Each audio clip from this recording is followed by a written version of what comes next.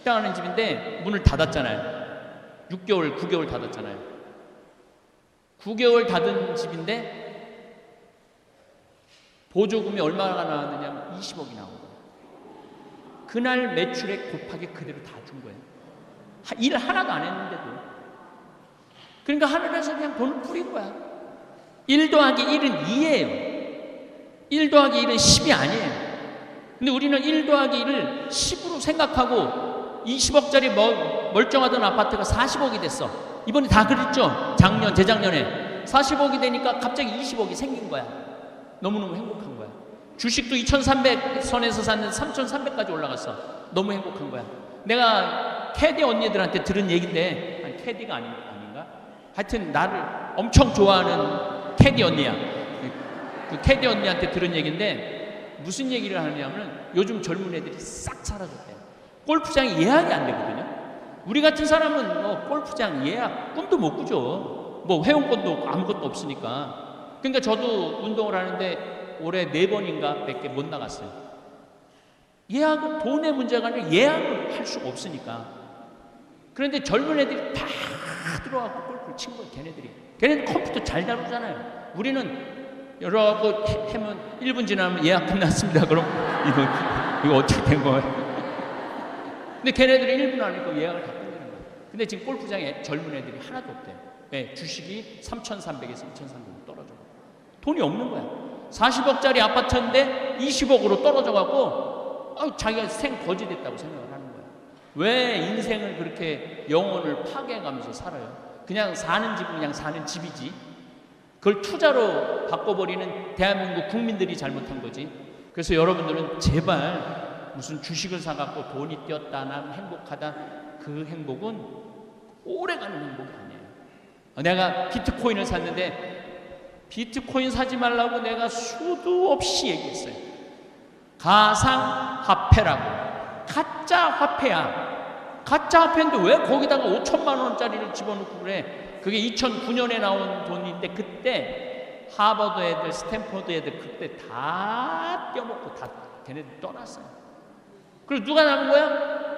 어리삐리한 사람들. 돈도 없고 가진 것도 없지만 한탕 노려보는 사람들. 그런 사람들이 들어간 거예요. 그래갖고 자살을 하고. 왜 인생을 그렇게 사느냐 이거예요. 그렇게 살 필요가 뭐 있어. 이렇게 저를 많은 분들이 이렇게 이유를 모르겠어요. 저를 만지면은 울어.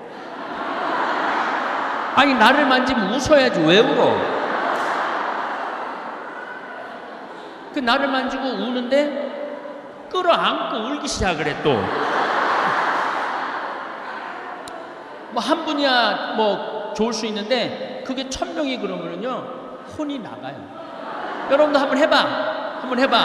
해보면 알아. 그래서 우리 직원들이 원래 제가 유명하지는 않지만은 그 김태희 씨 남동생이 연예인이잖아요. 연예인이고 그 김태희 씨는 제가 혼인 주례를 했으니까. 근데 이렇게 지나가면은 태희는 뭐 이렇게 모자를 쓰고 마스크를 쓰고 마스크를 쓰지만은 나는 마스크를 써도 교우들이 알아봐요. 목소리 때문에. 목소리만 이거 무슨 듣던 소리인데 어디서 들리는 거지? 그러더니 나한테 심각하게 얘기를 하더라고요.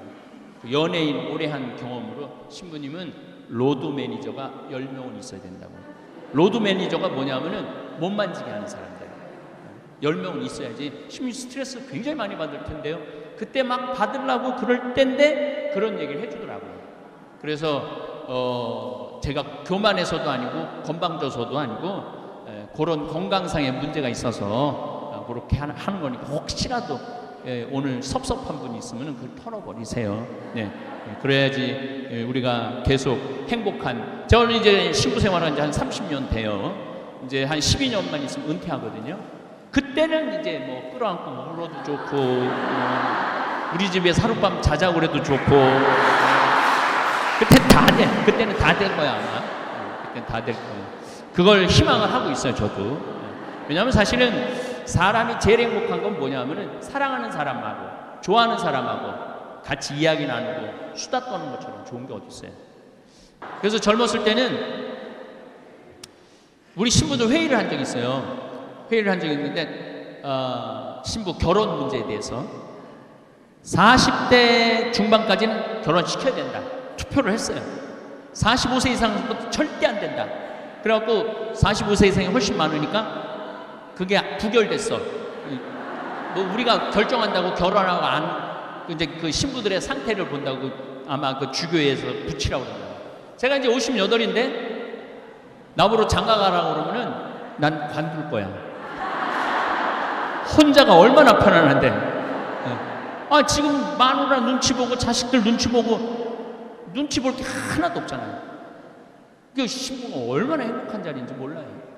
코로나는 끝나지 않아요. 계속 돌고 돌면서 우리를 괴롭힐 거예요.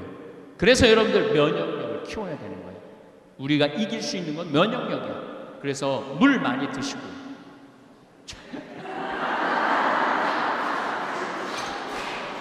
저는 요즘 물을 하루에 요 500ml를 한 3개 정도 먹어요.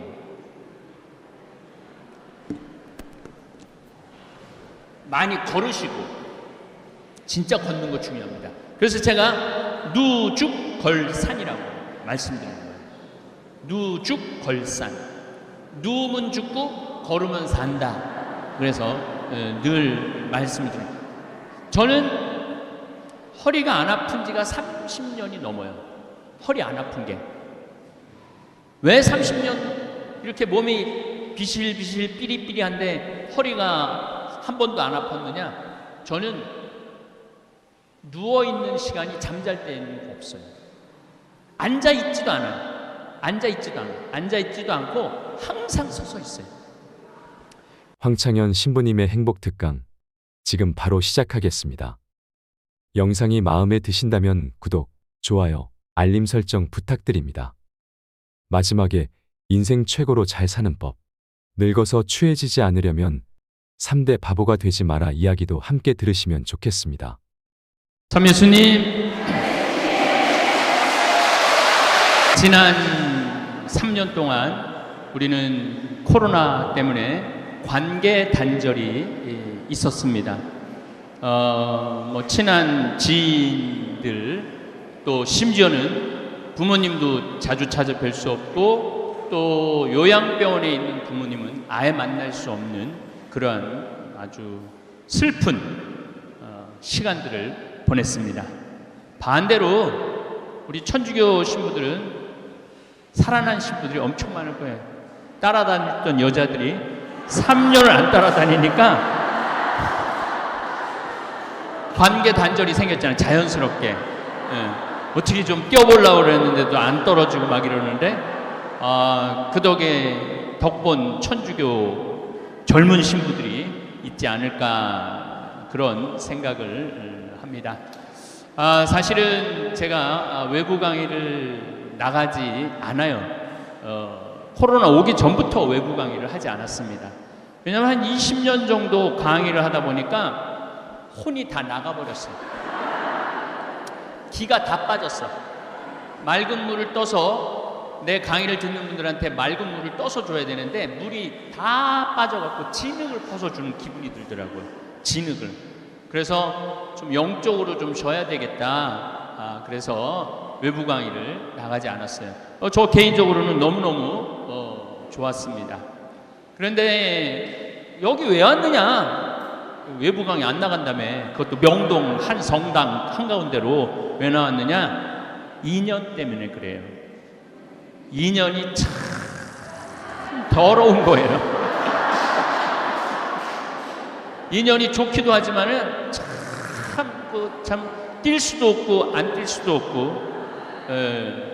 왜냐하면은 저는 물론 뭐 보좌 신부 때부터 강의 잘한다고 소문나고 수원교구에서 강의 많이 다니고 있었어요.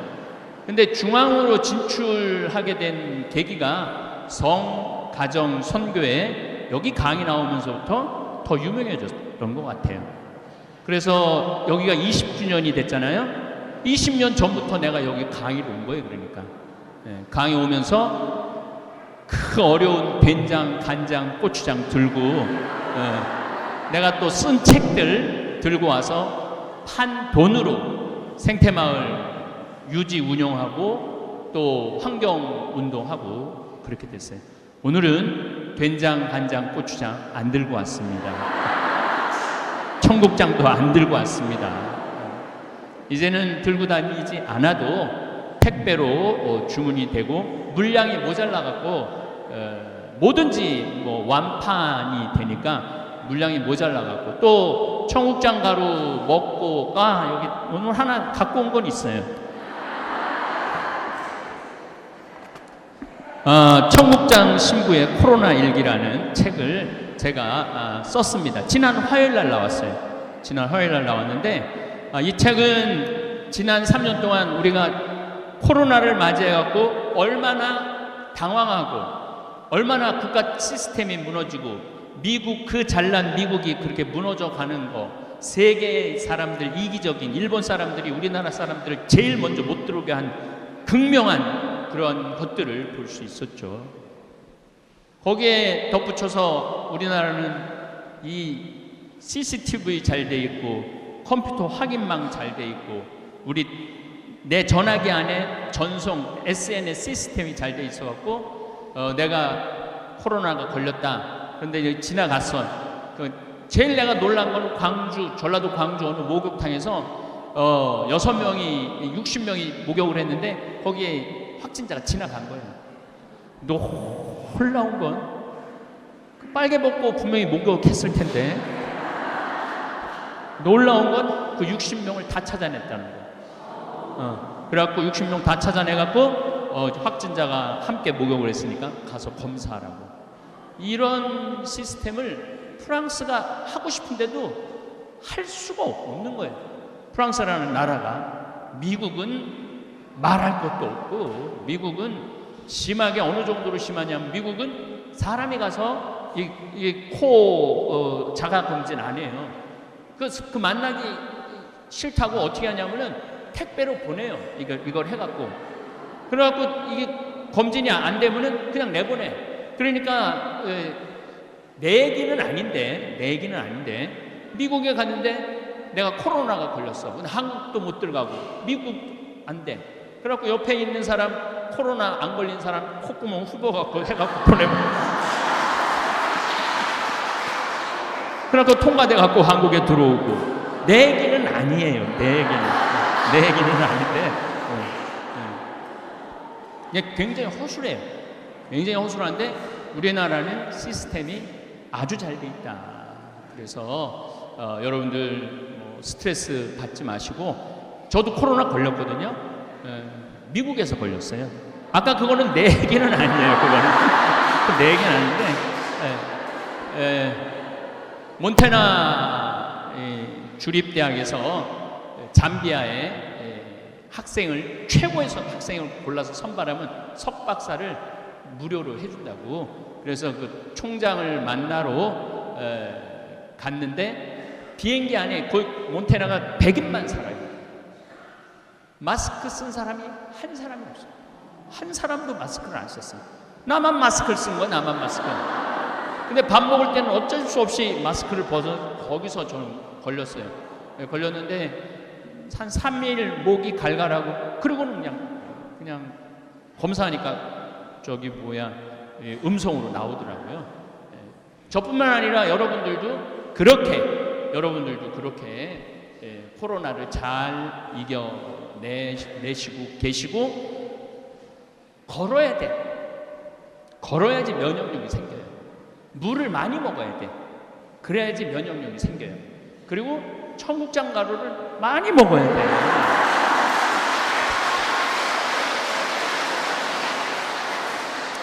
그러면은 청국장 가루를 많이 먹으면은 어떤 일이 벌어지느냐면은 납두균이라고 여러분들이 잘 알고 있는 바실러스 균이 이 위에서 위산에 다 녹는데 청국장 가루는 안 녹아요. 그리고 어디까지 내려가냐면 소장, 대장까지 내려가. 그럼 대장까지 내려가면은 장에는 유익균 15%, 유해균 15%, 70%의 균은 중간균이에요. 중간균. 유해균이 들어가면은 85%의 장 안에 유해균이 있는 거야.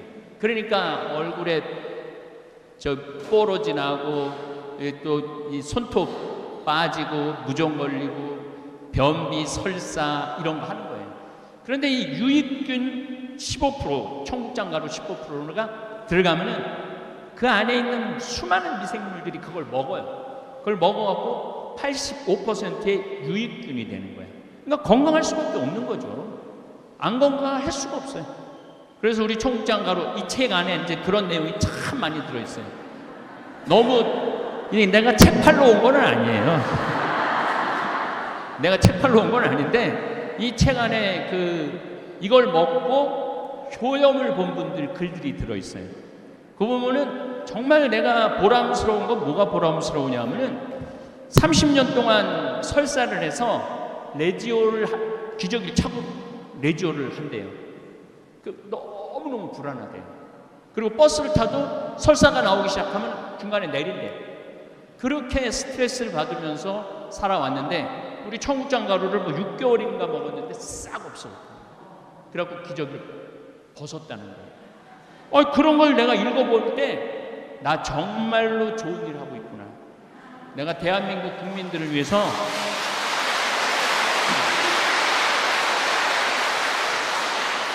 청국장 가루는 안 갖고 왔어요. 대한민국 국민들을 위해서 정말 땅도 살리고 사람도 살리고 농민도 살리고 자연도 살리고. 지금 오늘도 제가 김치도 하거든요. 김치를 하는데 김치를 어제 이제 처음으로 보냈는데 받은 분들이 너무 맛있다는 거예요. 근데 완전 유기농 제품이에요. 완전 모든 게 유기농 제품이야. 그거 왜 이렇게 다냐고 설탕 넣느냐고 그러는데 우리는 설탕 안 넣어요. 배즙을 넣어요. 배즙. 그래갖고 우리 OEM 해주는 회사가 신부님 이거 뭐가 남는 게 자기 이해가 안 된대. 뭘 남아야지 이 어려운 사업을 하지 왜 남기지도 않고 파느냐고. 그때 제가 그 대표한테 이런 말을 했어요. 나는 돈을 버는 사람이 아니다. 나는 행복을 파는 사람이다. 행복을. 이 도시에 있는 사람들이 중국에 반바지 입고 장화 신고 막 담배 피고 막 맨발로 막 하는 그런 김치 먹는다는 거 하고 정말 농약 안 치고 최고급으로 해갖고 우리 국민들한테 보내주는 거 하고 누가 행복할 것 같아요? 우리가 행복하죠. 제가 행복하죠. 신부는 기쁨을 그래도 돈 안 생기지 않아요. 돈 엄청 생겨요.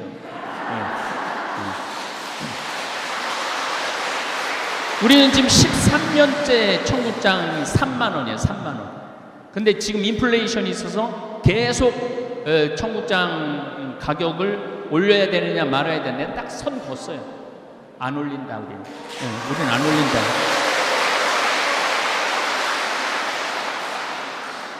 그리고 우리 생태마을에서 일하는 친구들 평균 나이가 31살이에요. 평균 나이가 31살이에요. 어제도 우렁이 농법으로 한 볏찜을 우리가 실으러 갔는데 실시간을 했는데 그 댓글이 그래요. 저렇게 젊은 친구들이 농사를 짓는다고요? 그렇게 져요. 그렇게 농사를 져요. 그래서 그 친구들 근데 초봉이 얼마냐? 300만 원이에요. 300만 원. 농사 짓는 청국장 만드는데 초봉이 300만 원이야.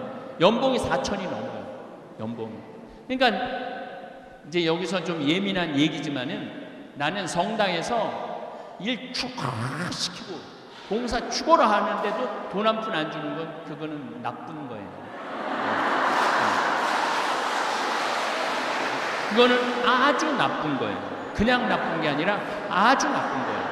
왜냐하면 그 많은 시간들 들이고 정성들 들여갖고 어떤 수익이 생기고 본당 안에 뭐가 창출이 됐으면 본당 신부가 선물을 주든지 뭘 주는 한이 있어도 뭘 줘야 될지 끝까지 뺏어가려고 그러는 건 나쁜 거예요. 예수님이 하신 아주 중요한 말씀이 있어요. 거저 받았으니 거저 주어라. 저는 거저 받은 게 너무 많아요. 우선 잠비아의 신학교지라고 100억 기증 받았죠. 또 그 할머니가 또 다른 방법으로 100억을 또 더 기증을 하셨어요. 그러니 얼마나 여러분도 100억 기증 받아본 적 있어요? 100억 기증 받았지. 또 문경에 사막달래나 대개 나한테 돈을 갖고 오는 나이가 81이에요. 내가 81살을 엄청 좋아해요. 여기 81살 한번 손 들어봐. 아, 사랑합니다. 81가 되면은 왜 나한테 돈을 들고 오는가 가만히 생각을 해보니까 이제 본인이 떠날 때가 됐다고 생각을 하는 거예요. 본인이 떠날 때가 됐는데 뭔가 정리를 하고 떠나야 되겠다, 그런 생각이 드는 거죠. 근데 내가 이렇게 재산이 많은데 자식은 제대로 못 쓸 것 같단 말이에요. 근데 가만히 보니까 저 황찬현 신부가 돈도 안 떼어먹고 시키는 대로 다 하는 것 같단 말이야. 그러니까 나한테 갖다 주는 거예요. 내가 국민 심부름꾼이에요. 국민 심부름꾼. 그래갖고 돈 주면서 신부님 우물파 이거 초등학교 줘달라고. 그게 아예 가서 초등학교 지어주고 또 우물 파고. 심부름꾼이야. 그만 시켜. 내가 그런 얘기를 많이 해요. 좀 그만 좀 갖고 와, 돈 좀. 그래도 계속 갖고 와요. 계속 돈을 갖고 와. 그래서 문경에 제2 생태마을이라고, 거기는 300억이에 기부한 돈이 300억을 기부를 해갖고 문경시장님이 저를 다 찾아왔어요. 문경시 생긴 일에 가장 큰 기부라고. 그래갖고 지금 이제 거기도 운영을 하고 있죠.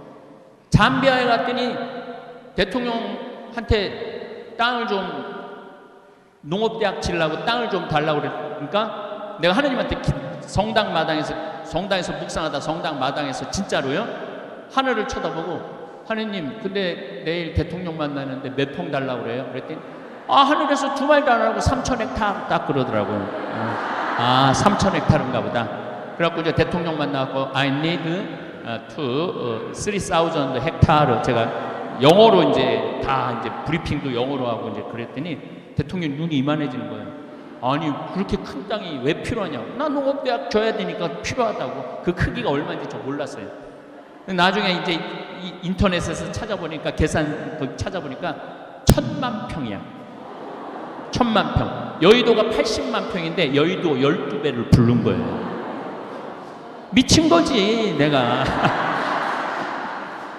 그래갖고 대통령한테 또 1,000만 평 받았죠. 그리고 샌 버나디노라고 미국의 우리 최 대제 신부님이라고 예수의 신부님이 피정집을 열심히 꾸몄어. 열심히 꾸몄는데 한국으로 발령이 났네. 우리 신부들은 발령 나면 끝이거든요. 그래서 이 신부님이 찾아본 거야. 이 좋은 6만 평이야 거기. 미국의 6만 평. 이걸 누가 잘 쓸 수 있을까 생각하니까 내가 제일 잘 쓸 것 같대. 그래갖고 나한테 신부님 이거 맡아주면 안 되느냐고. 그래갖고 내가 맡았어요. 맡아갖고 지금 싹 다 정리해갖고 이제 오픈했어요 벌써. 벌써 오픈을 했어. 이번 4월인가 5월에 받았는데 지금 10월에 오픈을 했어. 그러니까 내가 심부름 머슴 중에 나 같은 머슴이 없어요. 예. 여기 우리 다몰교우들도 오늘 많이 왔겠지만은, 그리고 요즘 내가 최고로 애를 쓰는 게 뭐냐면 제주도 서귀포시 남원읍 신내리에다 땅을 2,000평을 사놨어요. 바로 바닷가 앞이야. 바로 바닷가 앞인데 거기는 이용료가 무료예요. 문경도 이용료가 무료예요. 샌버나디노도 이용료가 무료예요. 내년에 우리 생태마을 이제 오픈할 건데 내년에 생태마을 1박 2일, 2박 3일 와서 주무실 수 있을 거거든요. 그것도 무료예요. 왜 무료? 무조건 무료는 아닙니다. 또 오해하실 수 있어요. 왜 무료냐 하면은 가만히 보니까 내가 다 거저받았어. 거저받았는데 거기 돈 받아갖고 한다라는 건 그는 하느님답지 않은, 그리스도답지 않는 그런 결정인 것 같아요. 제가 왜 무료로 하려고 그러냐면은 나 열심히 해. 근데 늙었는데 돈에 주머니에 돈이 없어. 어디 좀 가서 몇 주 좀 쉬고 싶은데 그 돈 때문에 집에 그냥 정말 저기 뒷방에 쥐 숨어 있듯이 그냥 숨어서 죽지도 않고 그냥 계속 20년, 30년을 있으면 너무 불쌍하잖아요. 그러니까 제주도도 한 달 살아보기, 잠자리는 공짜로 대주겠다는 거예요. 먹을 거는 본인이 가갖고 슈퍼에 가갖고 뭐 사다가 조리장을 만들어 줄 테니까 그래서 한 달 정도 걸어보라고. 돈 없이 좀 살아볼 수. 우리 가톨릭 교우들이 얼마나 성당에 돈을 많이 내요. 신축한다고 돈 내. 1차원금 있어, 2차원금 있어, 교무금 있어. 또 큰 성당의 교우들은 시골 성당에서 또 뭘 해달라고 도와달라고 와. 꽃동네 도와줘야 돼. 계속. 그러니까 이제까지는 계속 내기만 했단 말이야. 아, 이거 안 되겠다. 이제는 좀 교회가 좀 우리 교우들한테 값없이, 이건 이사야 예언서에 나와요. 값없이 꿀과 술을 사서 먹어라, 이 말이 나와요. 정말 값없이 좀 편안하게 좀 갈 수 있는 공간. 그 아프리카도 이제 여러분 한 3달 가 있을 수 있어요. 아프리카도 한 3달 정도 가서 애들 몸도 씻겠대. 내가 정말 제주라고는 1도 없다. 근데 난 아프리카 가서 봉사하고 싶다. 애들 씻겨주면 돼요. 샤워 시설 싹 다 해놓을 거니까. 그리고 애들 예쁘게 씻어갖고 예쁘게 입혀갖고 집에 보내면 돼요. 얼마나 좋아. 그리고 빵 굽는 기술도 우리가 만들 거니까 빵 구워갖고 그거 씻으러 오는 애들 하나씩 주고. 씻기만 해도 95%의 아이들이 안 죽는다는 거예요. 물이 없고 안 씻기 때문에 아이들이 죽는 거예요. 1347년에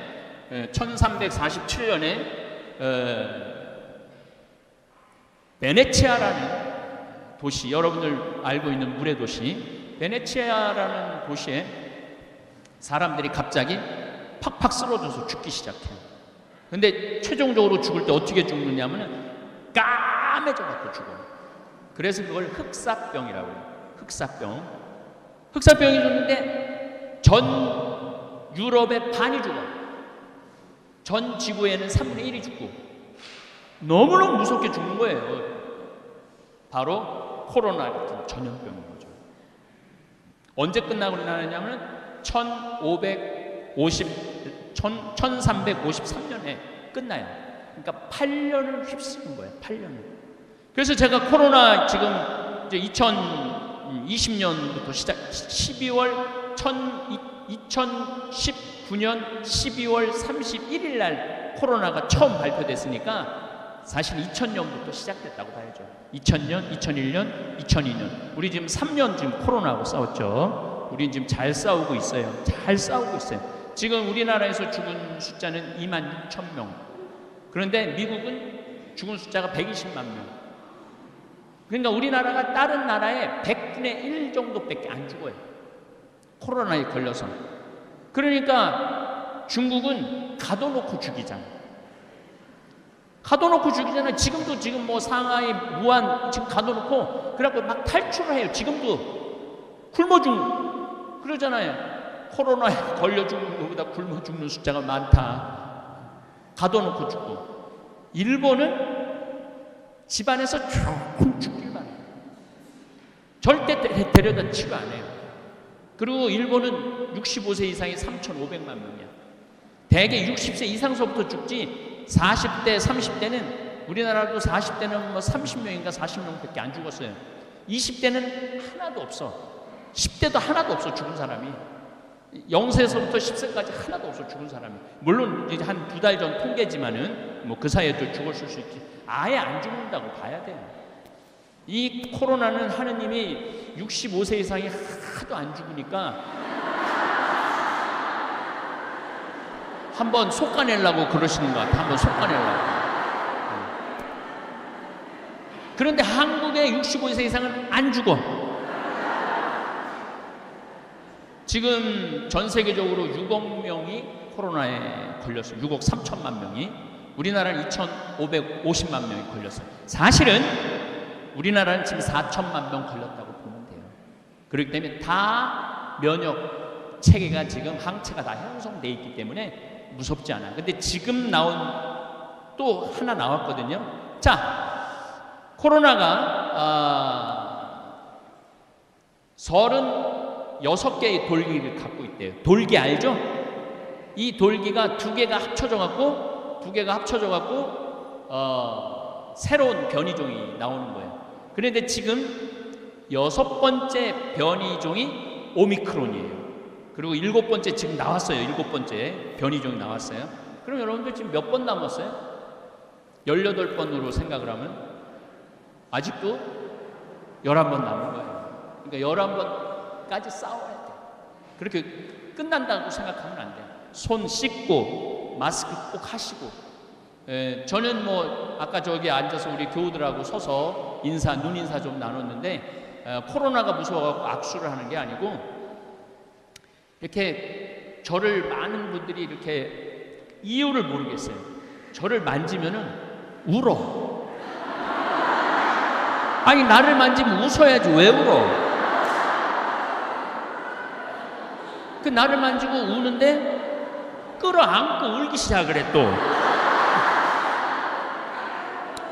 뭐 한 분이야 뭐 좋을 수 있는데 그게 1000명이 그러면은요 혼이 나가요. 여러분도 한번 해봐. 해보면 알아.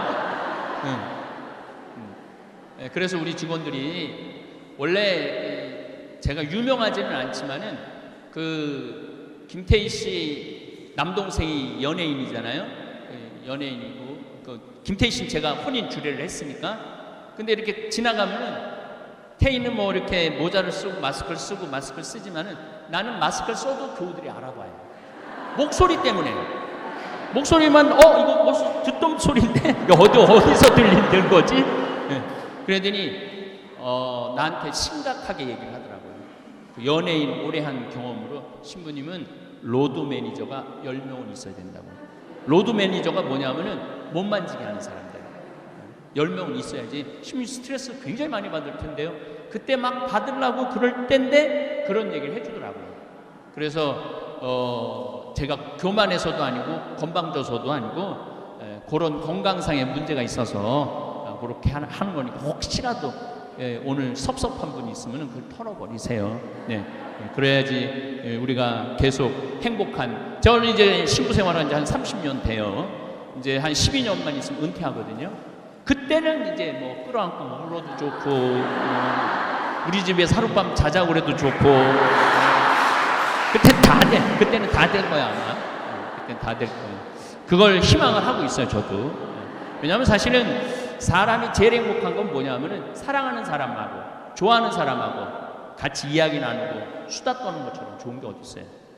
그런데 이놈 혹사병이 딱 왔는데 하느님만 믿으면 모든 게 다 된다고 그러더니 성당에 가서 기도하는데 성당에서도 썩어 죽네? 신부들도 죽네? 주교들도 죽네? 교황님은 아예 바깥에 나오지를 않으네? 그러면서 그 7년 사이에 교회가 뭐 엄청나게 성스럽고 거룩한 줄 알았더니 까보니까 우리하고 똑같아. 아무것도 아니야. 그리고 옛날에 미사도 어떻게 지냈어요?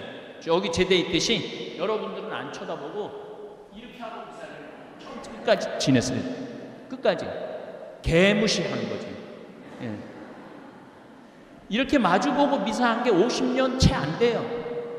마주보고 여러분들 함께 마주하고 한 게 50년이 채 안 돼요. 그리고 금욕주의를 했단 말이야. 금욕주의. 무슨 금욕주의를 했느냐면은 생리기간에는 같이 잠을 자면은 그 죄야. 그리고 너무 밤에 자주 자도 죄야.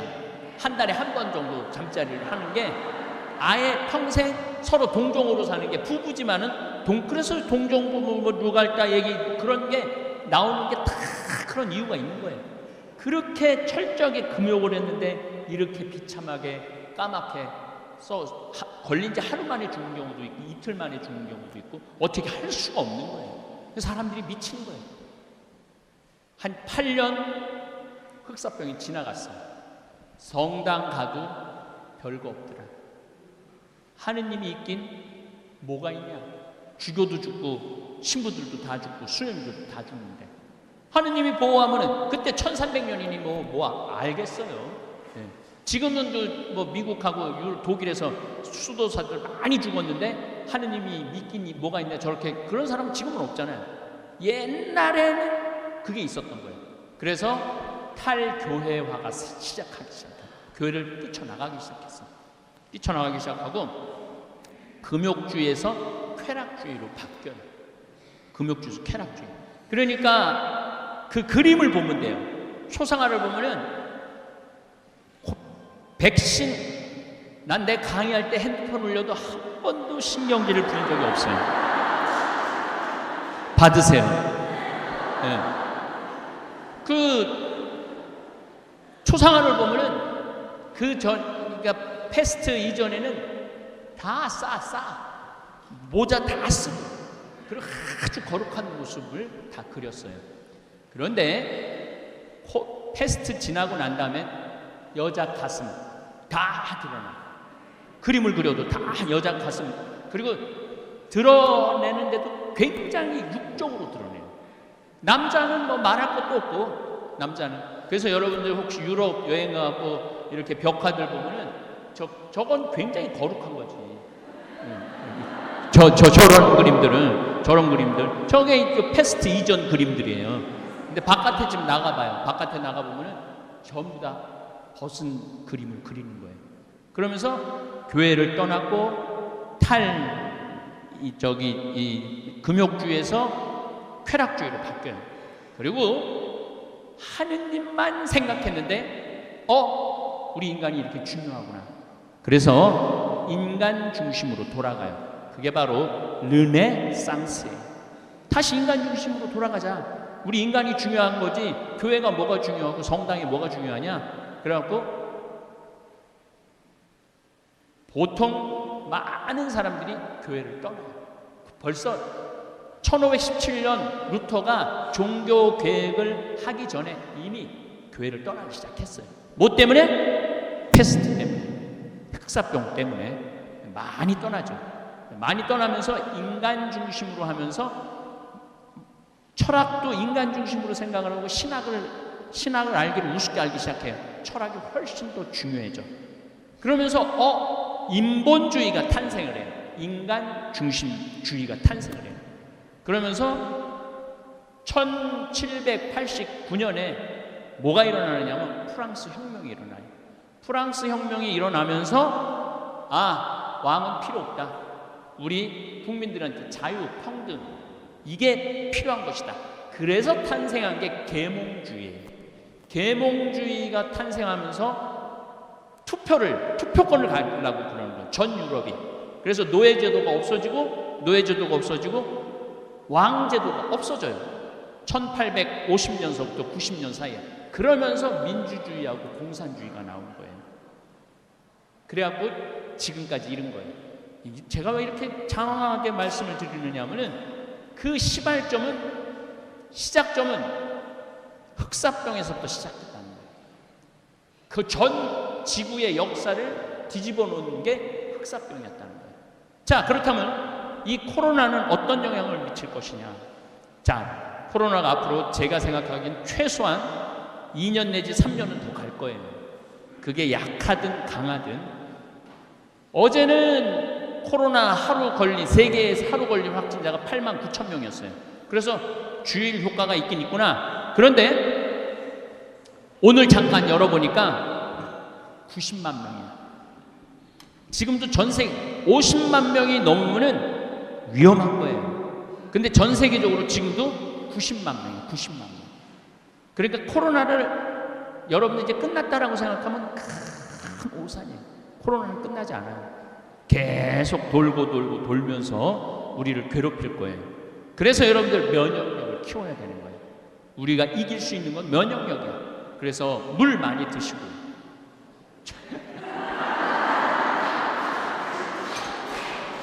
저는 요즘 물을 하루에 500ml를 한 3개 정도 먹어요.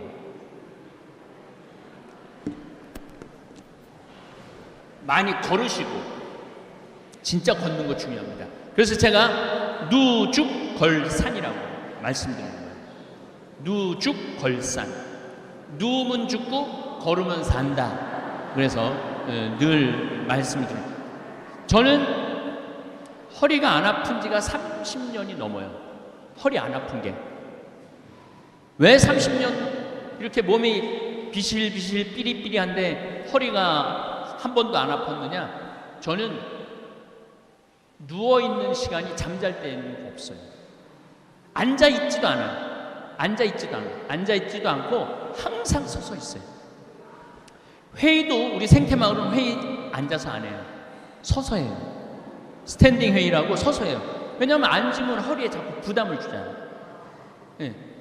그래서 저는 30년 동안 이렇게, 그리고 이제 강의할 때 내가 늙었나 강의할 때 전화가 와요. 신부님 앉아서 하실 건가요? 서서 하실 건가요? 그런, 앉아서 하면 책상 준비했는데, 나는 앉아서 강의해봤던 적이 우리 신부들한테 강의할 때 외에는 앉아서 해봤던 적이 없어요. 그 신부들이 이상해. 꼭 책상을 갖다 놓고 마이크를 갖다 놓고 거기다 강의를 하라고 그래. 물론 내가 다시 일어나서 하지만은, 그러니까 여러분들 집에서 누워갖고 소파에서 텔레비전 보는 시간이 많으면 많을수록 여러분들은 허리가 아플 거다. 분명히. 근데 내가 텔레비전을 집에서 서서 본다. 그럼 허리는 안 아프다. 서서 본다. 허리 안 아픈 거예요. 네.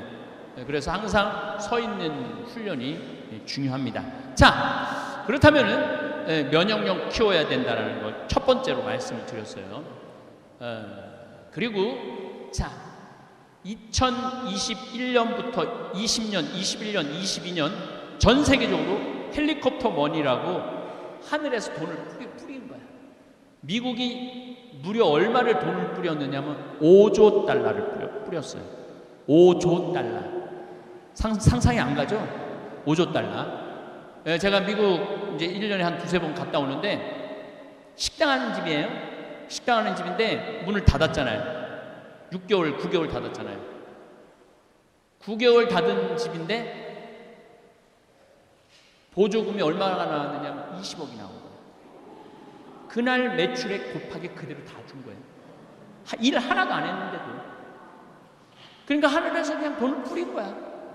우리나라도 많이는 안 뿌렸지만 그래도 엄청 뿌린 거예요. 우리나라도 엄청 뿌렸어요.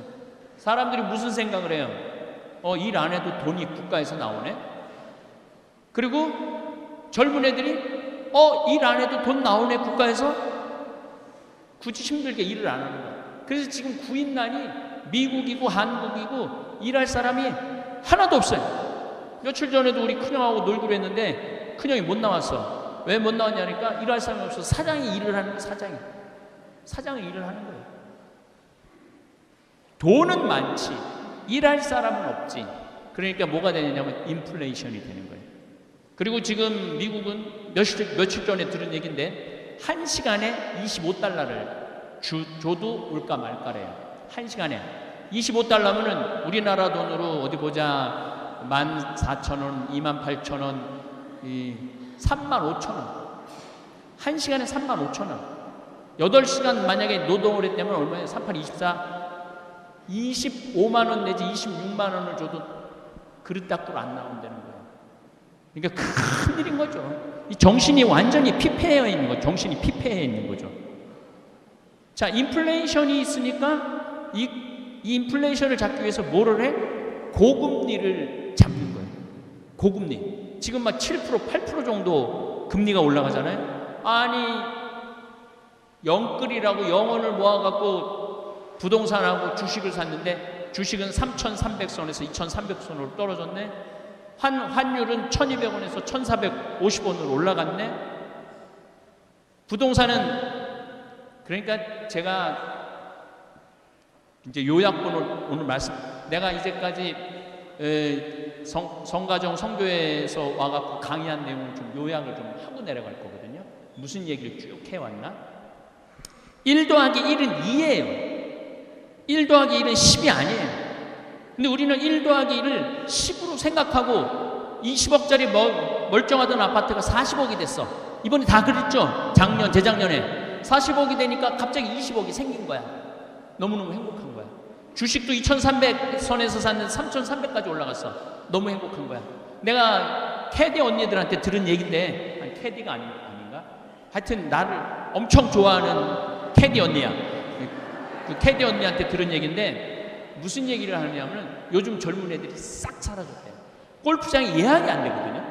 우리 같은 사람은 골프장 예약 꿈도 못 꾸죠. 회원권도 아무것도 없으니까. 그러니까 저도 운동을 하는데 올해 4번인가 밖에 못 나갔어요. 예약은 돈의 문제가 아니라 예약을 할 수가 없으니까. 그런데 젊은 애들이 다 들어와서 골프를 친 거예요. 걔네는 컴퓨터 잘 다루잖아요. 우리는 열어갖고 하면 1분 지나면 예약 끝났습니다. 그럼 이거 어떻게 된 거예요? 근데 걔네들이 1분 안에 예약을 다 끝내는 거예요. 근데 지금 골프장에 젊은 애들이 하나도 없대요. 네, 주식이 3,300에서 2,300으로 떨어져. 돈이 없는 거야. 40억짜리 아파트인데 20억으로 떨어져갖고 자기가 생거지됐다고 생각을 하는 거야. 왜 인생을 그렇게 영혼을 파괴해가면서 살아요? 그냥 사는 집은 그냥 사는 집이지. 그걸 투자로 바꿔버리는 대한민국 국민들이 잘못한 거지. 이런 지금 코로나 이후의 얘기를 하는 거예요. 코로나 이후에. 코로나 이후나 이전이나 똑같은 거죠. 그래서 여러분들은 제발 무슨 주식을 사갖고 돈이 뛰었다, 난 행복하다, 그 행복은 오래가는 행복이 아니에요. 내가 비트코인을 샀는데 비트코인 사지 말라고 내가 수도 없이 얘기했어요. 가상화폐라고.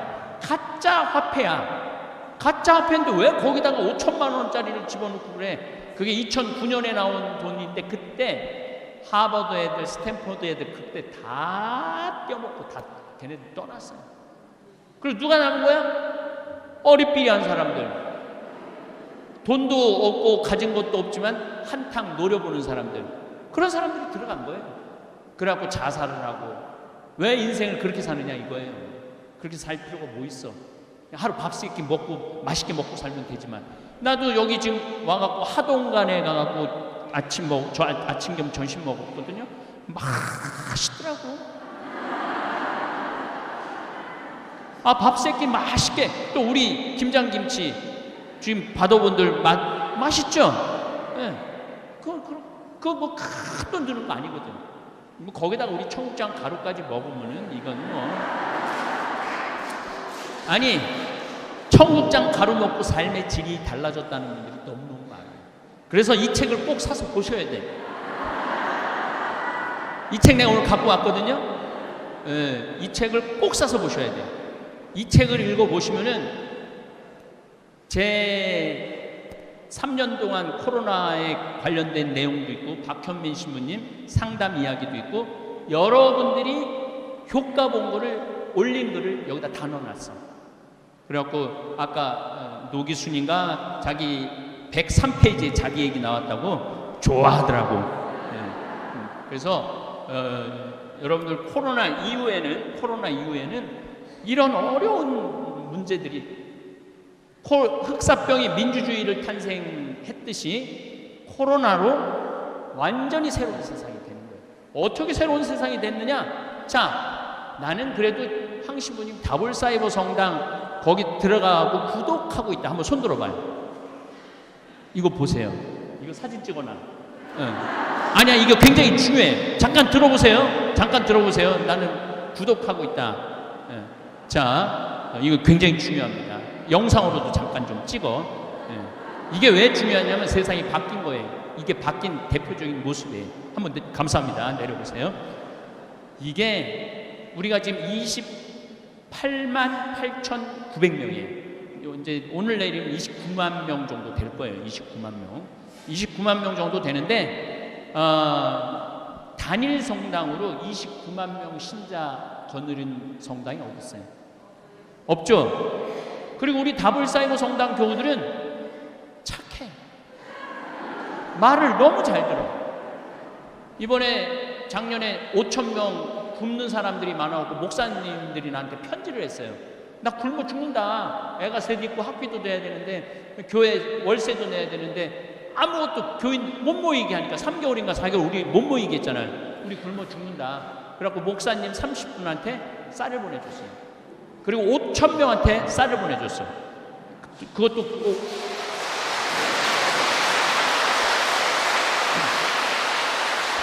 그 5,000명한테 쌀을 보내줬는데 쌀을 받는 대부분의 수혜자들이 누구냐면 이주민들이에요. 정부의 지원을 못 받는 분들. 나머지는 우리 정부가 다 알아서 쌀 주니까. 그러니까 예수님이 프란시스코 교우님 굉장히 강조했죠. 다문화 이주민들을 잘 돌봐야 된다고. 그런데 그 들어가는 돈이 4억 7천이야. 근데 우리 다볼교우들이 다 냈어. 다 냈어. 우리 만난 적도 없고 알지도 못하고. 그런데 그런 방글라데시 거기 본당 하나가 인도에 가서 일해야 되는데 국경을 폐쇄하니까 다 굶어 죽는데 본당 신부가 편지를 했어. 한국에서 공부한 방글라데시인인데 한국 신학교에서 공부를 하고 간 사람이야. 그래갖고 나한테 도움이 요청이 왔어요. 300만 원 정도 도와달라고. 그러면 먹고 살 수 있다고. 우리 다볼교우들한테 여기 좀 본당 하나가 굶어 죽는다는데 좀 도와줍시다 그랬는데 7천만 원이 들어왔어. 다볼교우들이 보내주는 거예요. 다볼교우들이.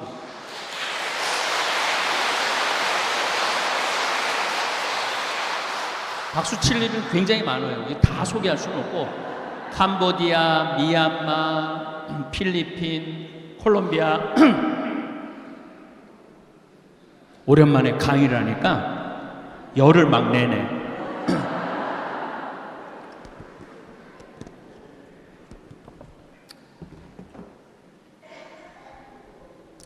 그리고 제가 제일 놀란 거는 우리 김종용 신부라고 잠비아에서 나하고 함께 사목을 하는 신부인데 애들 물 들어오는 거. 근데 애들이 물 들어오는데 우리가 방송 보는 거하고 달라요.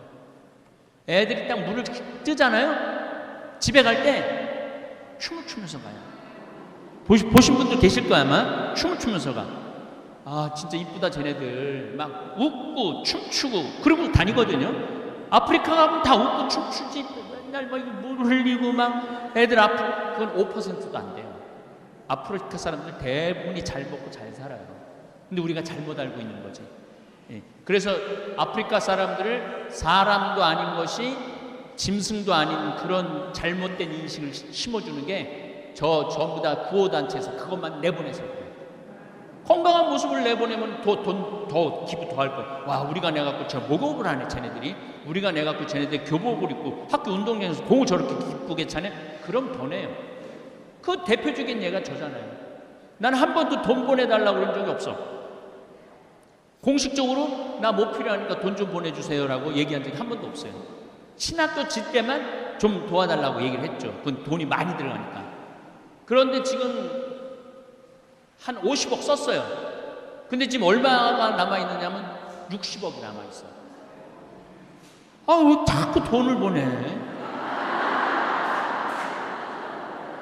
나한테, 그러니까 나는 좀 집에서 쉬고 싶은데 돈을 보내니까 또 가서 일을 해야 될 거 아니야. 그 내 국민 머슴이라니까, 국민 머슴. 야, 너 이거 가서 우물 하나 팔아. 그럼 예, 그래갖고 가서 우물 하나 파고. 예, 국민 심부름꾼이 돼 있어요. 어쨌거나 우리 다볼사이버 성당은 여러 가지 장점이 있는데 교무금이 없어요.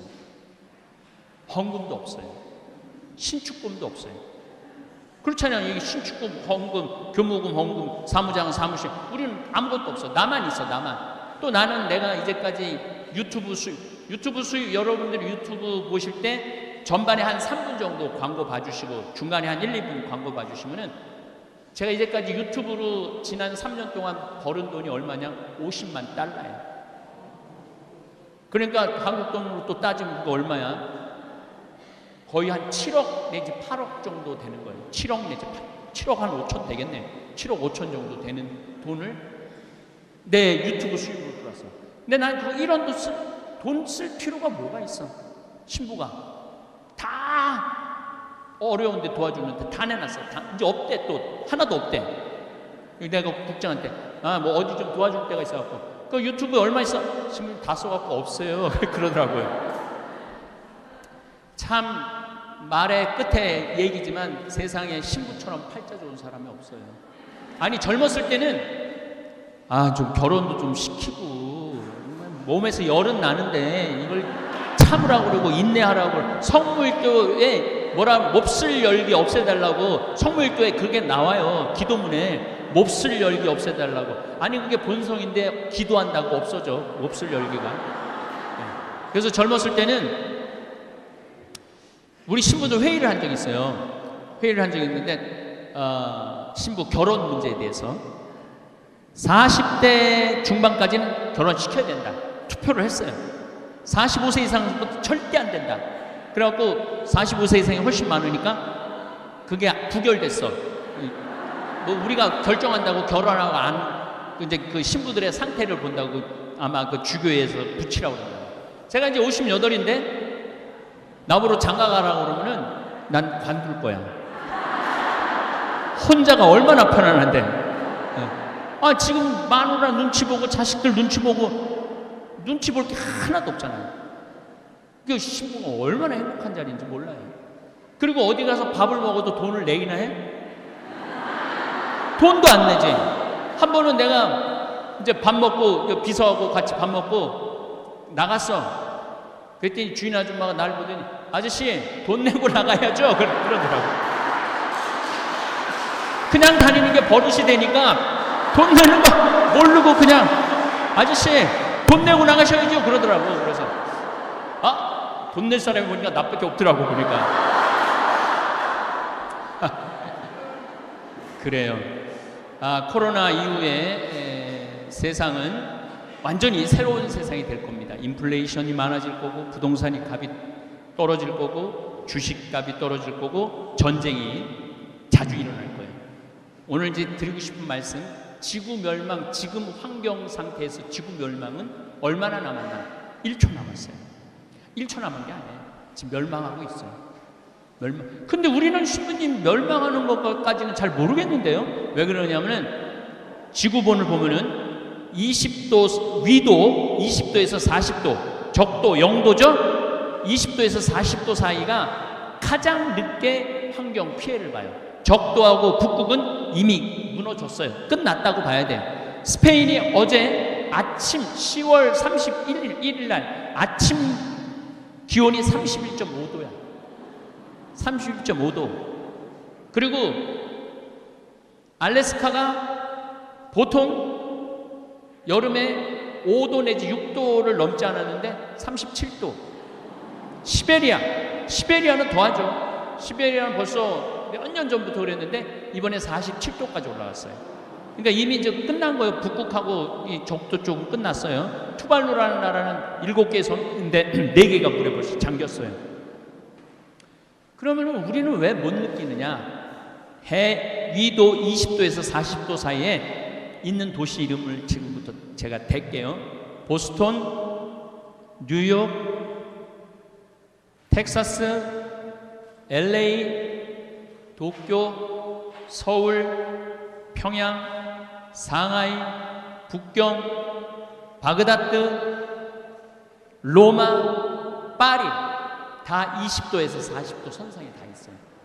그러니까 환경 피해를 모르는 거죠. 환경 피해를 모르니까 여기 요때 사람들이 다 결정권이 있는 사람들이야. 다 결정권이 있는 사람들인데 이 사람들이 피부적으로 못 느끼니까.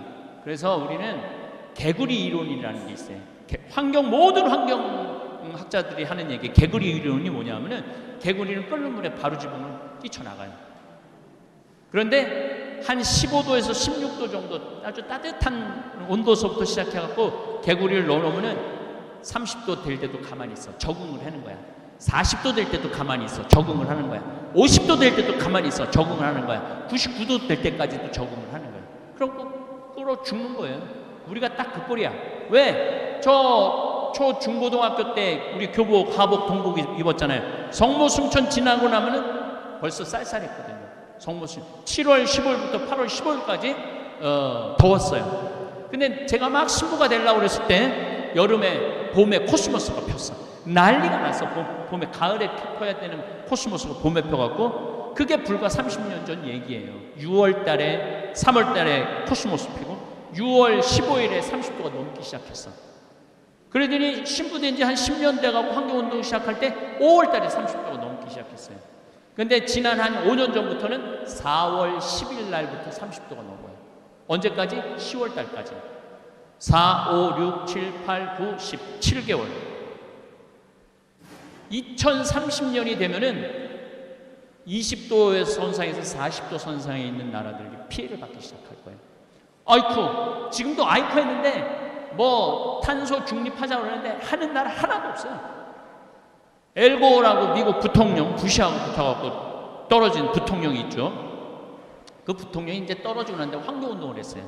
근데 이산화탄소가 지구온난화에 결정적인 역할을 해줘. 아산화질소, 메탄 이 세 가지가 있는데 나머지는 여러분 뭐 그런 거 알 필요 없고 이산화탄소만 얘기합시다. 지난 60만 년 동안 빙하기가 있고 간빙기, 따뜻할 때가 있고 빙하기, 간빙기를 7번 지났어요. 그동안 싹 죽고 싹 살아나고 싹 죽고 싹 살아나고 그랬거든요. 그런데 이산화탄소가 300ppm을 넘지 않았어요.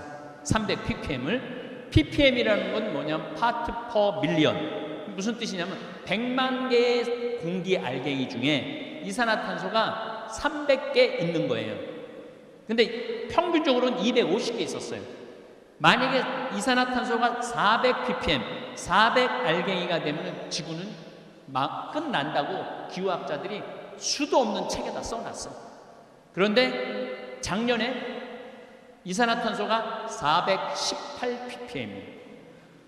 그러니까 끝난 거예요. 끝난 거야. 다행히 우리는 38도 선상에서 살아가고 그 위험성을 지금 못 느끼고 있는데 앞으로 7년 내지 8년만 지나고 나면 끝난 거예요. 아니 지금 끝나가고 있는 거예요. 그래서 제가 문경에다가 건물을 지으려고 그러다가 포기했어요. 끝났는데 뭐하러 건물을 줘? 카라반으로 가는 거지. 카라반으로 가요. 진짜로. 그 다음에 샌버나디노도 땅도 좋아요. 거기도 카라반으로 가요. 여주 실내리도 멋있는 호텔식으로 지으려고 그랬는데 끝날 건데 뭐하러 호텔식으로 몇백억 들여서 저 카라반으로 다 가요. 제 이 결정이 저는 옳다고 생각을 해요. 그게 시대를 읽는 사람의 또 지혜이기도 하다는 생각이 듭니다. 자, 제가 여기 가정성교에 와갖고 처음에 한 강의가 뭐냐면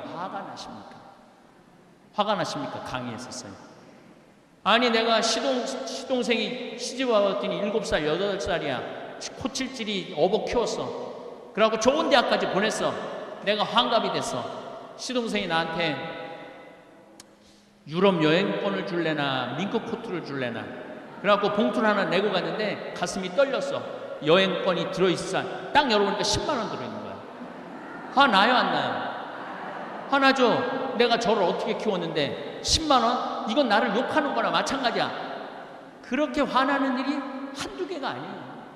그런데 가만히 보면은요, 다 내 중심으로 생각하고 살아서 화가 나는 거지. 그 시동생도 일이 있겠지. 자식도 키워야 되고 아파트 사놓은 거 이자도 내야 되고 해야 되고 할 게 너무 많은 거겠지. 내 바람이 높으면은 화가 나게 돼 있어요. 그래서 여러분들 누구한테 바라지 마세요. 그래서 거기서 이어진 게 자신 껴안기야. 자신 껴안기. 왜 내 행복을 남편한테 떠넘겨? 왜 내 행복을 자식한테 떠넘겨? 남편이 옷도 안 사주고 외식도 안 시켜주고 여행도 안 시켜주면은 이렇게 말한단 말이야. 지지리 복도 없는 년. 남편 복이 없다고. 근데 자식은 더 속썩이네. 지지리 복도 없는 년, 남편 복도 없는 년이 자식 복까지 없네. 나 갈비 하나 사준 적이 없네. 이 자식 새끼들이. 남편이 남이 잘해줘야지 내가 행복해요? 내가 나한테 잘해줘야 돼요. 그동안 20년 동안 30년 동안 애 많이 썼잖아.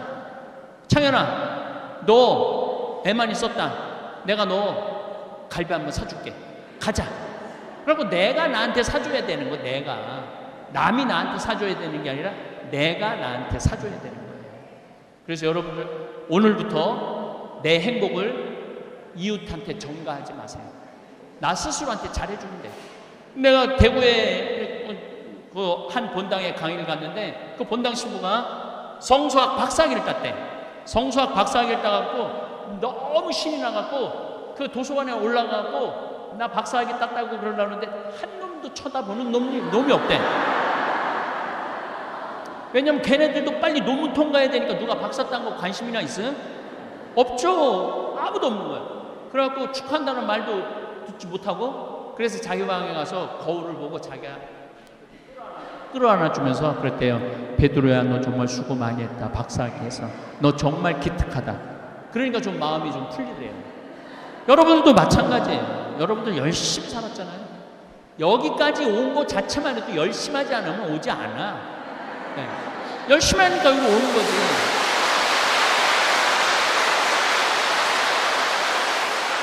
그리고 또 한 가지 있어. 속 터지는 일 없으면 여기 안 와 또. 열심히 하는데 속이 터지는 거야. 열심히 하는데 속이 터지는 거야. 뭔가 나도 좀 분출하고 싶어. 나도 뭐 찬양하고 싶어. 여기 찬양팀 있지만 그래서 여기 여러분들 모이는 거예요. 그렇게 열심히 하는 자기한테 마리아야 너 정말 수고했다. 마리아 너 정말 이제까지 열심히 잘 살았다. 아이들도 잘 키우고 기특하다. 갈비 먹으러 가자. 갈비 먹으러 가. 그 다음에 또 제가 여기 와서 한 강의 중에 하늘나라 여권이라는 강의를 했어요. 하늘나라 여권. 하늘나라 여권이 뭐냐면은 아니 미국을 가도 여권이 있는데 하늘나라 올라가려면 여권이 있어야 돼 없어야 돼? 근데 여권을 열었는데 도장이 하나도 없어. 빈 여권이야. 하늘나라 도장을 딱 찍혀 있어야 되는데 그래서 잠비아 봉사활동도 가고 어려운 사람 밥도 좀 대접해주고 내가 시간 되면 밥 퍼주는 데 가고 봉사도 좀 하고 어려운 친척 있으면 내가 능력이 되면은 좀 돈도 좀 주고 우리 직원들 제가 월급을 많이 준다고 그러죠. 내가 직원들 애들한테 가르쳐요. 니네들 월급 엄청나게 받는다. 니네들 내가 니네 대학 나왔는지 중학교 나왔는지 고등학교 나왔는지도 모른다. 근데 첫 달 월급 300 주고 보너스까지 합치면 연봉이 4천이다. 연봉 4천 받는 청국장 저기 뭐야 띄우고 청국장 가루하고 상추 얘기하려면 또 끝이 없는데 상추 따갖고 이렇게 버는 돈 니네들만 위해서 쓰지 말아라. 고모 이모 좀 나이 먹었지만은 돈이 늙으면 돈 필요해요. 늙으면 저는 지금도 어머니한테 매달 200만 원씩 용돈 드려요. 대한민국 우리 형이 그래. 대한민국에서 매달 지금 30년째 그것도 아들 신부한테 200만 원 용돈 받는 건 우리 어머니밖에 없다고. 내가 왜 200만 원씩 용돈 드리냐면은 그거 안 쓰세요 어머니. 안 쓰세요. 근데 내 장롱 안에 돈이 500만 원, 1000만 원 있는 거하고 한 푼도 없는 거하고 어머니가 나이가 90이거든요. 얼마나 200만 원이 대단한지 아직도 허리가 안 구부러지고 꼿꼿해. 진짜 며칠 전에 갔다 왔는데 꼿꼿해. 당당한 거야. 당당한 거야. 그래서 좀 어머니들한테 용돈도 주고 내가 우리 30대 아이들한테 그렇게 가르쳐요. 여러분들도 하늘나라 여권이 있어야 돼. 하늘나라 여권 가지고 하늘나라 가야 돼. 여권에 내 도장이 몇 개 찍혀 있나 이거 한번 확인해봐요. 오늘 가고. 난 찍어놓은 게 별로 없네. 황시무님한테 잠비아 뭐 한다고 도와준 것도 없고 그렇다고 또 가난한 공동체 뭐 해준 것도 없고 아무것도 도장 받은 게 없네. 문제가 있는 거예요. 예, 오늘 20주년 정말로 축하드리고 정말 여기 우리 카타리나 회장, 이하 신부님들 또 우리 찬양단들 열심히 한 것 같아요. 그래서 그런 모습이 좋아갖고 저도 함께 많이 했는데 네, 바깥에 청국장 신부의 코로나19 책 있거든요. 필요한 분들 꼭 지금 사서 집에 가서 읽어봐요. 시간 가는지 모르고 제발 휴대폰 이렇게 들이대지 말고 책 좀 읽어보세요. 글씨도 크게 써놨으니까. 네, 감사합니다. 생각해보면 우리가 부모로서 산 기간보다 자식으로서 산 기간이 많습니다. 그래서인지 여전히 부모 노릇은 정답이 없는 숙제같이 느껴집니다. 현재 부모 노릇을 하는 분들도 있고 자식을 독립시켜서 부모 노릇에서 해방됐다 생각하고 계시는 분들도 있을 것입니다. 오늘은 부모 노릇에 대해 얘기해 볼까 합니다. 과거에 우리가 자식으로 살았던 시대와 지금 부모로 살고 있는 시대는 차이가 많습니다. 그렇다면 어떻게 달라졌을까요? 우리의 부모들은 60년대까지만 해도 자식을 평균 6명을 두었습니다. 반면에 현재를 살고 있는 우리들은 평균 1.2명을 낳는다고 하지요. 60년대에는 6명을 낳다가 지금은 1명밖에 안 낳는 이런 시대가 됐습니다. 옛날에는 학교에서 문제가 생겨서 선생님이 누구 모시고 오라고 하면 부모가 가는 경우도 있지만 다른 형제 자매들이 가는 경우가 많았습니다. 왜냐하면 부모님은 바쁘고 형제 자매의 나이 차이가 거의 학부모라고 할 만큼 차이가 났기 때문입니다. 옛날에 아이를 기르는 시대에는 길렀다는 표현보다는 자기들끼리 자랐다 이렇게 이야기하곤 합니다. 그런데 지금은 1명이나 2명을 낳으면 부모들이 자식 돌보는 일에 시간을 쏟습니다. 아침에 학교에 데려다주고 학교가 끝나면 다시 데려다가 학원 보내야 되고 또 그 다음에 영양 보충시켜야 되고 또 부모들끼리 모여가지고 어느 학원이 좋은지 정보도 교환해야 되고 이런 일을 하고 있습니다. 옛날 우리 부모들은 빨래하고 밥하는데 시간이 너무 많이 들었는데 요즘에 빨래하고 밥하는 시간에 들어가는 시간이 상대적으로 옛날에 비해서 줄었습니다. 세탁기 돌리는 이런 시대가 된 것입니다. 그리고 부모들이 교육은 받았겠다. 자식들을 자기가 못한 거 시키려고 자식을 잘 기르려고 하는 경쟁은 심해졌습니다. 그래서 자식에 대한 보호 수위가 엄청나게 높아졌습니다. 그리고 지금은 형제자매가 잘 없습니다. 앞으로 한 20년만 지나도 이모가 뭐지 고모가 뭐지 하는 이야기가 나올지도 모르지요. 지금의 자식들이 성장해서 결혼을 하면 부모와 같이 사는 인생이 아니고 독립해서 나와 배우자 두 사람의 인생이 시작됩니다. 요즘에 많은 엄마들이 마치 그 자식과 평생 같이 살 수 있는 것처럼 착각을 하는 경우가 있습니다. 하지만 그렇지 않습니다. 인생이라는 게 별게 아닙니다.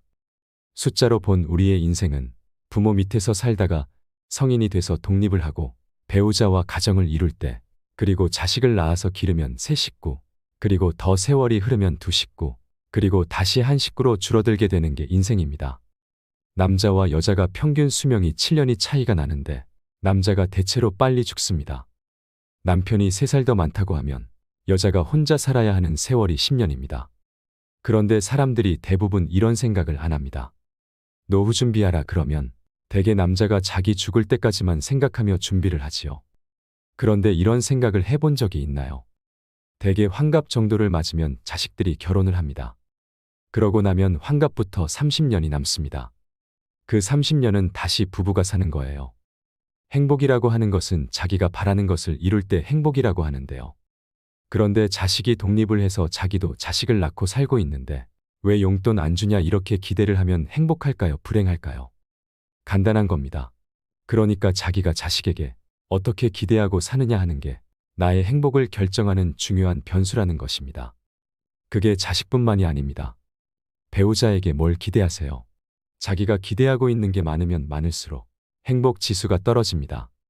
우리 부모들이 살던 시대에는 1960년에는 평균 수명이 52살까지 사셨고 그 이후로도 70에서 80세에 가셨고 또 자식들이 6명이나 있었기 때문에 자식들이 부모를 부양하는 게 비교적 쉬웠습니다.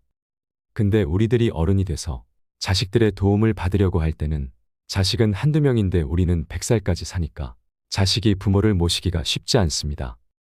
이렇게 생각하면 자식에게 뭐를 기대한다고 하는 건 불행으로 가는 지름길입니다. 그러면 이제 자식을 어떻게 길러야 될까요? 사실 우리 세대는 부모님의 희생과 헌신적인 사랑으로 자란 사람이 많을 것입니다. 그러면 이 시대를 살고 있는 우리가 부모 노릇을 하면서 우리도 우리 부모가 우리에게 한 것처럼 모든 것을 다 투자해서 올인을 해야 할까요? 내가 이 아이를 위해서 나의 모든 걸 바쳤을 때 어떤 결과를 위해서 나의 노후를 위해서 한다. 이런 건 지양해야 합니다. 단지 내가 정말 자녀를 사랑하기 때문에 그 순수함 자체로 최선을 다하는 것은 괜찮습니다. 옛날에는 내가 아프면 큰아들네 집에 갔다 눈치 보이면 딸네 집에 가고 또 눈치 보이면 다른 아들네 집에 왔다 갔다 하면 됐는데 지금은 자식도 하나 둘밖에 없고 90살까지 살게 되고 그러다 아들네 집에 갔다 눈치 보이면 갈 데가 없습니다. 이제 또 갔더니 친정 부모가 오면 이제는 시부모가 비켜줘야 되는 시대가 온 겁니다. 그래서 이 시대를 사는 부모님들은 자식 사랑이 우리 부모의 자식 사랑과는 달라져야 한다는 것입니다. 만약에 우리 세대가 나의 모든 걸 바쳐서 자식 사랑을 한다면 나의 노후는 자식한테 손을 벌릴 수밖에 없습니다. 그렇기 때문에 이제는 내가 늙어서 자식에게 손 안 벌리는 것이 진정한 자식 사랑이라는 것입니다. 절대로 사랑하는 방식이 나의 모든 걸 바쳐서 자식의 뒷바라지를 하고 늙어서 자식에게 손을 벌리는 부모가 돼서는 안 됩니다. 지금 자식을 사랑하는 것을 반만하고 나머지는 스스로 자기 노후를 대비하는 데 쓰세요. 지금 내 사랑을 다 바치고 늙어서 손 벌리는 부모가 좋겠습니까? 아니면 지금 적당히 하고 늙어서 손 안 벌리는 부모를 원할까요? 그런데 많은 사람들이 생각을 안 하고 그냥 살기 때문에 늙어서 자식한테 손을 벌리는데 자식도 살기 어렵습니다. 내가 너를 어떻게 길렀는데 키워준 부모 봉양할 생각도 안 하고 이런 생각을 하면은 나만 불행해질 뿐이고 자식 간에도 의만 상할 뿐입니다. 요즘에 유행하는 3대 바보 시리즈가 있습니다. 첫 번째 바보가 누구냐면 손자와 손녀를 봐주느라고 계획을 바꾸는 할머니 할아버지예요. 여러분 주위에 있거나 지금 그러고 계신가요? 만약 모처럼 할머니 할아버지가 놀러 가려고 계획을 세웠는데 딸이 전화가 왔어요. 엄마 김서방이랑 지금 어디 가야 해서 애들 좀 봐줘. 그러면은 부부가 약속한 건 금방 잊어버리고 그냥 손자와 손녀를 봐주는 할머니 할아버지를 첫 번째 바보라고 합니다. 두 번째는 이건 공부를 좀 많이 한 사람이에요. 할머니 할아버지가 상의를 해요. 여보, 우리 이러다 갑자기 죽기라도 하면 애들이 상속세 많이 내야 되지. 그러면 너무 아깝지 하면서 미리 재산 물려주고 용돈 타 쓰겠다고 하는 할머니 할아버지가 두 번째 바보입니다.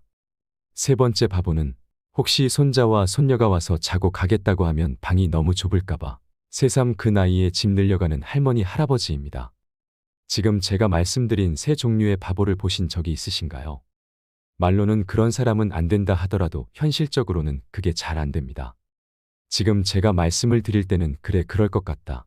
나도 바꿔봐야지 해도 이게 잘 안 됩니다. 그래서 굉장히 어려운 겁니다. 혹시 자식이 서운하다고 뭐라 그러면 내가 노후에 너한테 손 안 벌리려고 그러니까 오해하지 말길 바란다 하시면 됩니다. 우리가 이제 연금도 내고 세금도 꼬박꼬박 내는데 국가 차원에서의 책임을 생각해보면 옛날에는 젊은 사람들이 많아서 노인들을 봉양할 만큼 세금이 돌아갔습니다. 그런데 이제 우리가 노인이 됐을 때는 인구는 줄어드는데 노인의 수는 많아지니까 젊은 사람이 부족해서 세금으로 감당이 안 되는 겁니다. 이것이 현실입니다. 그러니 나이 들어서 어떡하지 고민만 하고 있지 말고 지금부터라도 내가 1차적으로 대비를 해야 합니다. 노후에 어떻게 살지를 국가와 자식만 믿고 있으면 안 됩니다. 반드시 깨달으시기 바랍니다. 지금 제가 이야기하는 걸 들으면 자식들한테 다 주지 말고 반만 뒷바라지하고 반은 남기라고 그랬는데 난 이미 해버렸는데 어떡하냐 하는 사람도 있습니다. 늦었다고 생각되어도 지금부터라도 그렇게 실천하면 됩니다. 그러니까 오늘부터라도 무리하지 마세요. 손녀 손자 봐주다가 건강 잃는 것도 내 남은 인생을 망치는 길입니다. 내 몸도 적당히 쓰고 아껴야 자식에게 나중에 짐이 되지 않습니다. 지금 당장 눈에 보이는 가까운 것만 보지 말고 멀리 내다보세요. 50, 60이 되어서 이혼을 하면 요즘에는 재산을 똑같이 나누라고 하는 판결이 많이 나옵니다. 그러니 이제 더 이상 못 참겠다 하고 황혼 이혼도 많아집니다. 특히나 가부장적인 구조에서 자라고 살았던 사람들은 남성이 나이가 들어서 퇴직을 하고 집에 들어앉으면 이제까지 내 중심으로 했던 것들이 흔들리기 시작합니다. 만날 사람은 줄어들고 와이프는 밥 차려줄 때마다 눈치 주고 자식들은 아버지와 안 친하니 말도 안 하고 젖은 낙엽처럼 되어버리는 겁니다. 그러니까 지금부터라도 남은 인생을 함께 보낼 부부가 서로에게 잘하고 존중해주고 대화도 많이 나눠보고 친구들이나 자식과의 관계도 좀 신경을 쓰고 배우자가 말하면 고개를 끄덕여주고 이렇게 사는 연습을 해야 됩니다. 무엇이든 어려움을 해결하는 길은 사실은 간단한 게 아니라 뼈를 깎는 아픔이 있어야 합니다. 내가 죽고 나서도 내 자식은 40년을 살아야 합니다. 그러면 그 시대를 살아갈 내 자식이 이 사회에서 따돌림 받지 않고 어디 가서든지 본인이 하고 싶은 걸 마음껏 할 수 있는 삶을 살아가도록 하는 것이 우리 부모의 역할이 아닐까요? 어떻게 나이 들어가야 되는지를 말씀드리겠습니다. 나이가 든다는 것은 그저 죽어가는 현상이 아니라 건강하게 살기 위해 힘쓰는 과정이라고 할 수 있습니다. 나이가 들어갈수록 여기저기 몸이 고장나고 아픈 것은 자연스럽고 당연한 것입니다. 젊은 사람처럼 안 된다고 너무 욕심을 부릴 필요는 없습니다. 하지만 어떻게 관리하고 극복해 나가느냐에 따라 우리의 남은 생이 훨씬 더 행복할 수 있습니다. 노년기에는 아픈 사람이 많고 이 때문에 오래 산다는 것도 마냥 축복으로 받아들이기 어렵다는 인식이 있습니다. 아픈 곳이 많은 노년기에는 어떤 삶을 살아야 할까요? 흔히 나이가 든 사람 중에는 아픈 사람이 많다고 생각합니다. 하지만 실제로는 노인 중에서 아픈 사람보다 건강한 사람의 비중이 훨씬 높아지고 있다고 합니다. 젊은 사람보다 노인의 수가 더 많아지는 세상이라 70, 80대에도 건강하게 팔팔하게 사는 사람이 많은 것입니다. 따라서 70이 넘으면 아픈 데가 많아질 텐데 걱정이다 해서 70대에 내가 할 일이 무엇일까로 생각을 바꾸는 것이 좋습니다. 나이가 들어도 일상생활을 그대로 유지해야 합니다. 늙는다는 것은 죽기 위한 변화가 아닙니다. 새로운 인생을 살기 위한 변화와 기회라고 봐야 합니다. 나이가 들었다고 포기하지 말고 생명이 허락되는 날까지 최선을 다해서 살아가는 자세가 필요합니다. 대부분 나이가 드는 것을 부정적으로 생각합니다. 시작이 아니라 끝을 향해 가고 있다고 인식하지요. 나이가 드는 자연적인 현상을 어떻게 받아들이는 게 좋냐고 묻는다면 저는 이렇게 말합니다. 늙었다는 것은 누가 결정할까요?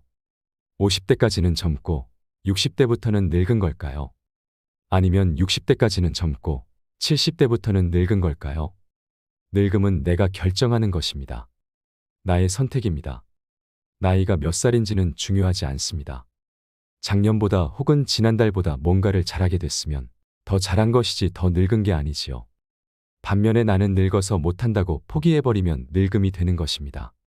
우리 스스로 나이듦을 부정적으로 보는 시각을 바꿀 때 건강하고 당당한 삶을 살아갈 수 있습니다. 지혜롭게 나이 드는 방법이 있습니다. 나이가 들어갈수록 생활 속에서 원칙을 지키며 살아가야 합니다. 저는 3가지를 강조하고 싶습니다. 첫 번째는 하자입니다. 뭐든지 해야 합니다. 나는 나이가 많아서 못한다. 나는 기운이 없어서 못한다고 하지 말고 자신이 할 수 있는 일을 찾아서 해야 합니다. 두 번째는 주자입니다. 예전의 노인은 가족이나 이웃의 도움이 필요한 사람이었습니다. 이제는 독립적으로 살면서 가진 것을 나눠주는 사람이 되어야 합니다. 재능을 나눠주는 것도 좋습니다. 능동적인 나눔이 꼭 필요합니다. 세 번째는 배우자입니다. 계속 공부해야 합니다. 세상은 격변하고 있고 변화를 따라가야 합니다. 지금 세상은 나와 상관없는 세상이라고 외면하고 눈과 귀를 막아버리면 안 됩니다. 새로운 것이 있다면 열심히 배워야 합니다. 행복하게 나이 들기 위한 기본 원칙 3가지를 일상에서 적용하는 방법이 있습니다. 나이 들어서 더 잘 사는 사람들의 8가지 공통점을 찾게 되었습니다. 인생을 살아가는데 도움이 되는 8조목을 말씀드립니다. 1조목은 움직이자입니다. 부지런하게 움직인다는 것은 정말 중요합니다. 가만히 있어서는 안 됩니다. 노동을 하거나 운동을 하고 집안일을 하면서 몸을 계속 써야 합니다. 건강을 얻는 것은 꾸준해야 하고 건강을 잃는 것은 한순간입니다. 건강을 지키는 것은 본인만을 위한 것이 아닙니다. 아무것도 하지 않고 움직이지 않는 것이 몸을 아끼는 것이 아닙니다. 무리하지 않는 선에서 움직이는 삶을 살아가시길 바랍니다.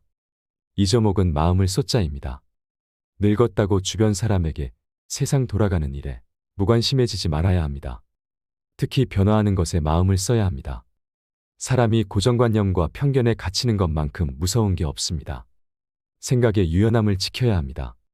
그래야 이해하고 배려하는 마음도 자연스레 생깁니다. 봉사도 할 수 있을 때 하고 배울 수 있는 것은 배우는 게 좋습니다. 배우는 사람이 존경받는 인생을 살 수 있습니다. 3조목은 변화에 적응하자입니다. 왕년에는 얼마나 잘 나갔는지를 과시하면서 그때 생각에서 벗어나지 못하면 현재에 적응하지 못합니다. 과거에 머물지 말고 변화에 집중해야 합니다.